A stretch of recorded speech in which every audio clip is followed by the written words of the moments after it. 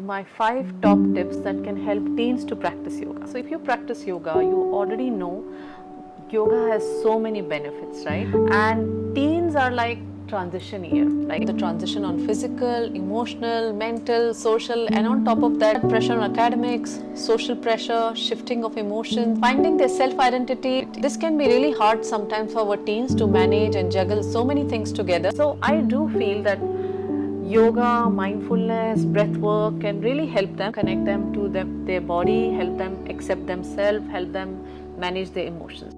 I think the good thing about yoga is natural and it's accessible, but sometimes even though we as parents understand the benefits of it, we know that it can be so useful for them, but it's possible that it's difficult to engage them in yoga. Can be saying that it's not interesting, it's boring. Being a teen parent, I totally connect to this. So here are my 5 tips. So, number 1, if they are not interested in way we practice yoga as adults, like in the traditional flow, you can get a bit creative. So what you can do, you can get some props for them like yoga straps, yoga blocks, ball, and help them practice yoga with them. Second is try to connect yoga to their interest. So maybe they practice football, or maybe they practice gymnastic or tennis.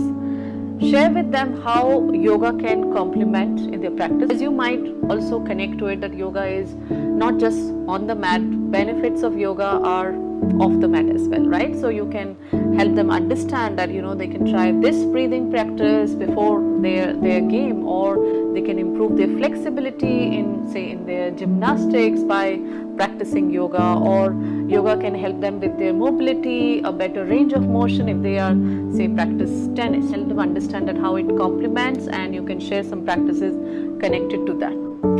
Third thing is not having too much expectation in the beginning. They can start with like just 5-minute practice, or one breathing practice, or one particular yoga pose that can maybe help them manage their anxiety or help them connect with themselves. If you think starting with 30 minutes, 1 hour will be too much for them, so it's better to just start small and be consistent with that.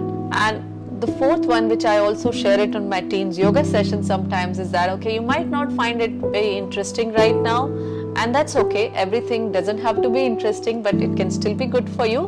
So why don't you give it a try and see what it brings for you. And the fifth one, I think as a parent, you can have your own yoga practice, and I think kids always mirror what we are doing. So how we are using breathing or self-regulation or mindfulness in our daily life, I think that can have a very huge impact on how they manage. So these are my top 5 tips which I feel can help teens to